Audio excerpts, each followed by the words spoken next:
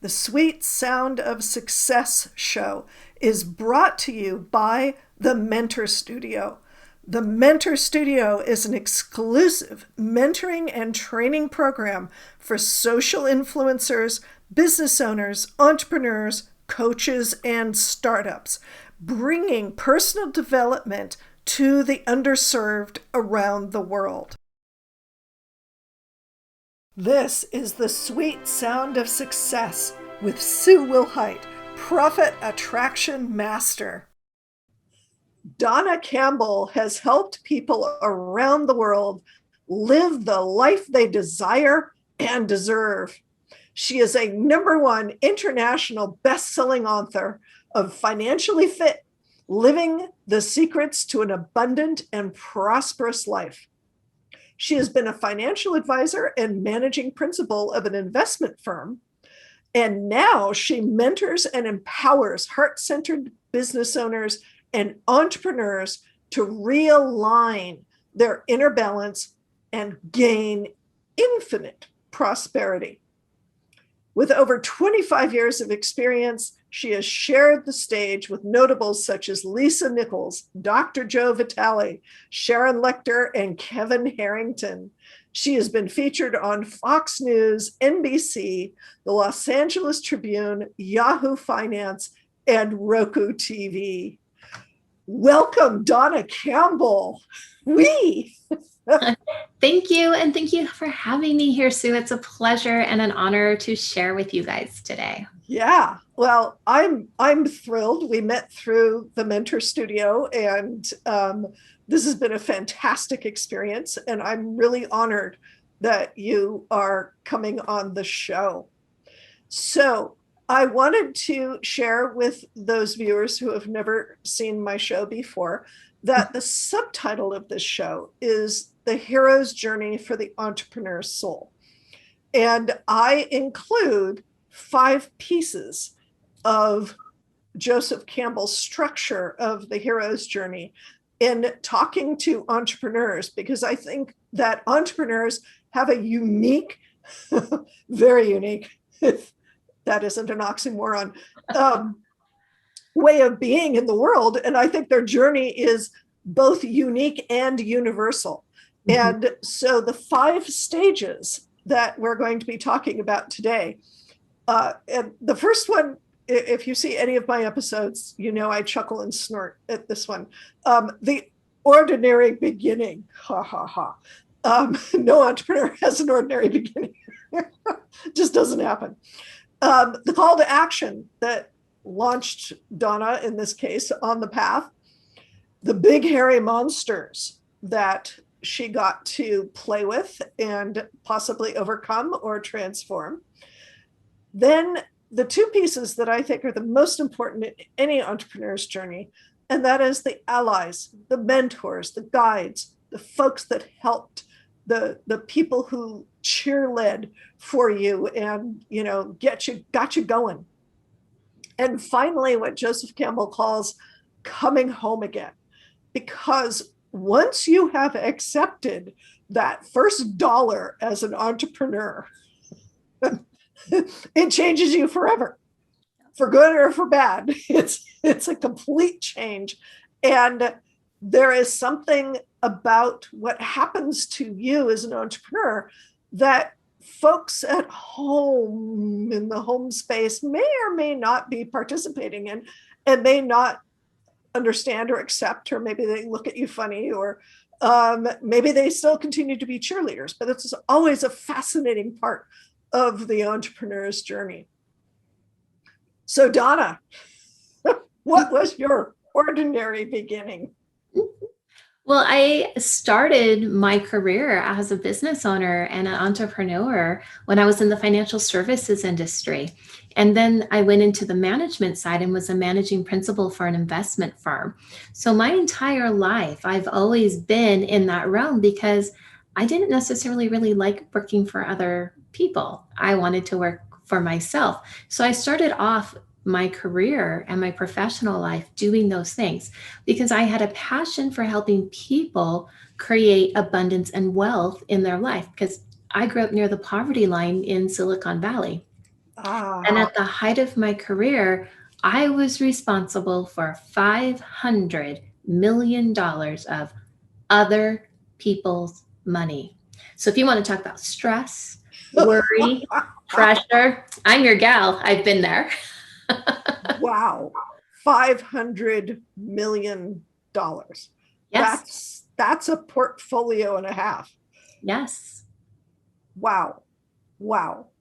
So in that way, I guess then we have to kind of go backwards and say, so what was the call to action? What made you pick that Mm-hmm. as a profession? Because there are tons of people who grow up in the poverty line Mm-hmm. and don't sit down and go, yes, I'm going to go into financial services. Right. It's almost it's like, this is not my thing, I'm not going there. um, what made you pick that? What was your inspiration? Well, not so much from the point of view of a positive side, but the things that I wanted to avoid. And I had a mother who was very forceful in her beliefs and in her energy. And I remember one time she asked me what I wanted to be when I grow up. And I looked up at her and I'm like, well, I'm going to join Greenpeace and save the whales.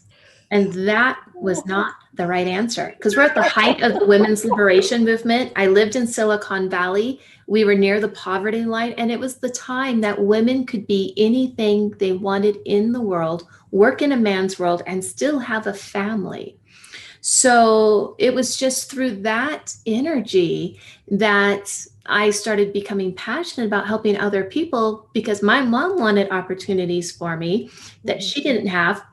So naturally, I wanted opportunities for everybody else to have as well. And I followed that structure and that pattern. And I gave up my health for this career and for the job. I gave up a marriage. My marriage ended. And then I transitioned and went and lived in an ashram for a year, which is a spiritual living community, because there was not something in my life that was right. And then the next thing that happened was I followed all the money rules that I taught everybody else to do and my clients and my advisors, and I became financially devastated myself. Wow. So that was a turning point and something needed to change. And that was me, which led me to what I do today. Nice. So talk about some of those big hairy monsters. Yes, my health. I was not able to digest food for 2 years. Western medicine was not able to uncover what was wrong with me, and I maxed out my health insurance for those years. So that's when I turned to natural alternative healing, and I met a lady who did Chinese medicine, energy work, and a natural path. I couldn't really explain her process. It made no sense to me, and uncovered what I couldn't do was digest food. And there was something in my outside life that I couldn't digest either. And that was my marriage. And it was the amount of anger, the anger I grew up with that I was holding in. It destroyed my entire digestive system. So I left. And then, of course, the financial devastation that I went through, it was during the time of the global recession. And at that time, I was really in a spiritual partnership with another person who chose to become physically abusive towards me, tried taking my life. I left that. That's a pretty good monster right there to deal with. Right. And Ouch. changed from that moment on, just changed everything and made a promise to God, to spirit, to the energy that I was learning to work with, that I could learn this, do this, and take the message to the world and share it, that you don't have to live in this way. But all of those things happened to me in a 4 to a 5 year time period, just to correct me on my path to get me to do what I'm doing today. Yeah, sometimes I say that the universe gives you a little corrective tap, and then sometimes the universe comes out with the 2x4. If I would have listened in the beginning, it would have been the little tap. But no, no, no, we're stubborn. No, no, no. I need This is the cement truck rolling over. yes, this is why the universe has the 2x4 in reserve. Yes. Hello, hello, bam. Yeah, I'm on the one hand sorry that you had to go through that, and on the other hand delighted that you did make the shift and you do help people. And so talk about that a little bit. What's that like? I had met a medicine woman along the way. And when the first altercation happened in that relationship, I left for the day and I called. And she asked me, "What are you going to do? Do you have a plan? Do you have money? Do you have this? Do you have that?" I had nothing because of the scope of the relationship. And she said, "Well, you can't come here. I have to work and I'm doing these things." And I'm like, "You're like the only person I know, and you're not going to help me." But that was the defining moment of when she chose to empower me rather than enable me. And that was one of the greatest gifts. I went back, we made amends. If I said if it ever happened again, I'd be gone forever. Well, 30 days later, again, it happened. And that was when he choked me and tried to cut off my airway. And then pulled me up off the sofa, gave me a board and said, "It's your turn. You hit me with this." And I'm like, "I can't do that." And that was when I turned around and walked out, and I walked out forever. And I remember praying a lot and using all of the techniques that the medicine woman had taught me, and made a promise that if I was kept safe and my children were kept safe, then I would dedicate my life to the path of healing, not only for myself, but for my family, and then share it with the world for others. And it's part of the transition that I went through. And that's what I do today. I have incredible gratitude for those events, because if it wasn't for those events, I wouldn't be doing this. And I would never give up this, that because I absolutely love helping people in this way. So I would do it all over again. I wouldn't change anything. Right, exactly. Like I said, it's a horrible experience, and Yes. here There's you are. Here's Here you are. And all of the people that you've helped along the way, I'm sure, are going, "Yep, that's okay." Absolutely. Absolutely. So you mentioned this medicine woman. Who were some of the other allies and mentors and wind beneath your wings that kept you going? There were various people over various time in what I call natural healers. So the first person that I met before I went to the ashram was a Zen Buddhist monk who taught me the skill set of how to embody meditation to prepare me for the ashram that I was moving to. And then after I left the ashram, I met the medicine woman who taught me how to instantly change your perception, your experience, the feelings, and the emotions, even going backwards in time to change what happened around an event. And that's a skill set that I still use and talk about today. I met a shaman that taught me different skills. I met as a yogic healer who taught me how to go deeper into a meditation to really be in an energy of no thought, just sending vibration and frequency. But it was all of these people. They were like in real life showing me different things that I read about and studied from the point of view of physics. So they are taking the physical laws and bending them to the spiritual law to make and create this instant change for myself and for other people. And yeah. Nice. So they don't really have names because I couldn't ever pronounce their names. I have a yoga healer, I have a medicine woman. Right. So what about when here you are as an entrepreneur, you're very successful, you've been leading people through these wonderful transformations, and as I understand, you take people on retreats all over the world. You just got back from Belize, yes. And so how do the folks who aren't your clients and peers react to all of this? It's kind of interesting. I've been pondering this question. The people that are in my life and in my immediate life, my inner circle family, which are a few really good close friends that have taken like the family role for me. And then I have my children. And they're very supportive, they're very kind, they're very loving, because your vibration and your energy attracts exactly who and what you are into your life. And so my children, of course, always want to go with me on the different trips. So I find times where I can take them when it's appropriate. And then sometimes my inner circle family, they'll want to travel and come as well and do as an assistant. Where it shows up and where it's interesting is when I meet somebody, say in the dating realm, and they know that you are a business owner, an entrepreneur. You don't necessarily have a 9 to 5 schedule. You might work odd hours. I work odd hours because I have an international practice.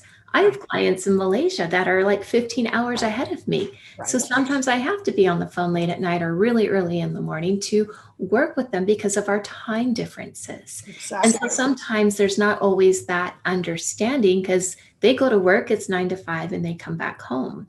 The ones that are business owners and entrepreneurs, they have that knowing and that knowledge that, sometimes you might be gone for a week or two because you have to go on this business trip, but then you come back. But when you're back, you're always 100% present with where you are with everything and everybody. So when I'm home, I'm home. When I'm out, I'm strictly doing, business. And, Right. If I'm at the grocery store, I'm focused on the groceries. So it's about directing that energy and staying connected in the present moment for me. Nice answer. Yes, dealing with 9 to 5 versus the more, we call it a flexible schedule, but what we really mean is, yeah, sure, I'll get up at 3 a.m. to do. Right. I don't go to that extreme, but I have been known to be on the phone at 5 a.m. Yeah. But I won't do that if I was on the phone late the night before. Right. I make sure I get plenty of sleep in between. Right. Because that is an important part of business, is taking care of yourself first. Absolutely. Self-care. So Self-care. Big one. Yes. So, Dawna, I have a bonus question for you. Okay. The bonus question is, of all of the things that you do with your clients, what's your favorite thing of all of it? Oh my goodness. So if somebody, showed up as a client and you knew that in order to be the most effective in helping them, you'd get to do X or even X and Y. What would that be? Gosh, I love doing the individual client sessions for a couple of different reasons. One, when I see their transformation and they have that aha moment of this because of that, and it instantly changes. And then you fall through social media and other places, and then they're living the life they didn't think they could dream of, and they're doing it. And you're watching them live their results, and they are living that prosperous life of happiness and love, then yes, that is the greatest reward that comes back to me. It's not so much all the time that we put in to create, but when they have those aha moments and then they go and do it, best thing ever. Best thing ever. That's the number one answer. Of all of the people that I've asked that question to. Yes. That is the number one. The aha moment, when their eyes light up, when the light bulb goes off over their head, when they get it and their energy shifts. It's just, yes. That's where that's where the magic lies. And when someone comes to you with a physical level dis-ease, then you change them and they're shifted in vibration and the disease is gone. And they still have doctor verification 4 or 5 years later. That's a gift. They got their life. And that's what I love, because for me, when I went through that transformation, I was given the gift of life. And that's why I say, live the life you love and love the life you live. And that's what I love teaching my clients. Yeah. Wonderful. Well, thank you, Dawna. This has been an incredibly inspiring interview.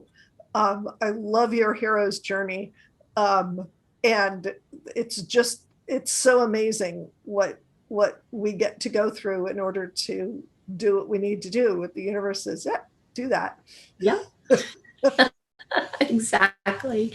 So thank you for having me on. It's been a pleasure, and I've loved sharing with you. Yeah, it's been an honor. So thank you, and thank all of my viewers on the sweet sound of success.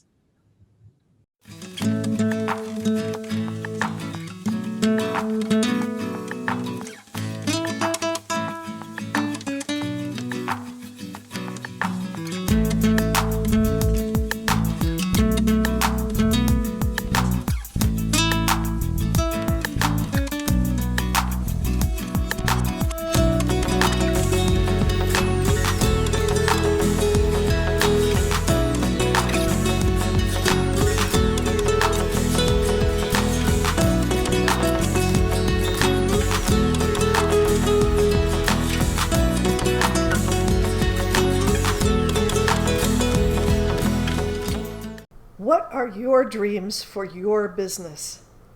You know what drives me crazy? Really smart business owners denying their talents because they've been taught it has to be hard, because they've been taught that they don't deserve their gifts, that they're not worth anything. They've been taught that their gender means they can't express their genius. I'm Sue Wilhite, and I want you to have access to your genius. I want you to go out and rock the world with your genius. So I created the Call to Action coaching program. It's all about getting to the heart of you and what you've got to share with the world to make a profitable business that thrives and allows you to make a difference in the world. Click the link to sign up for the Call to Action coaching program today. Don't let your genius go unnoticed.